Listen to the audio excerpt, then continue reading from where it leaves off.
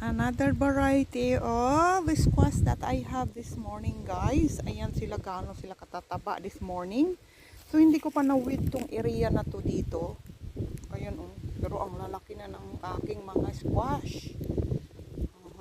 Ayan oh. Ayan, ang lalaki ng mga dahon, di ba? Tataba nila. Ayan oh. Kaso ang dami din ng mga weed kasi hindi ko pa na atupag yan dahil ako makakapagod, ang dami kong ginagawa. Yan oh. Kapag na weed ko ito dito, makikita ninyo guys kung gaano ka green ang aking mga squash. Ayan ang kikintab ng mga dahon.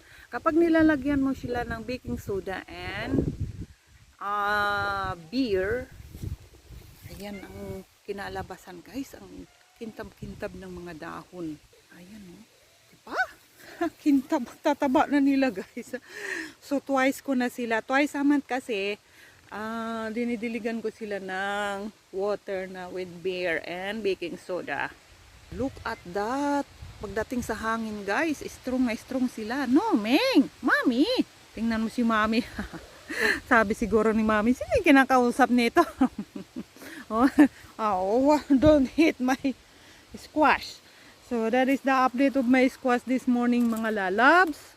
Gaano sila kakintab sa araw, tapos ko na silang winatering. Ayan, happy sila.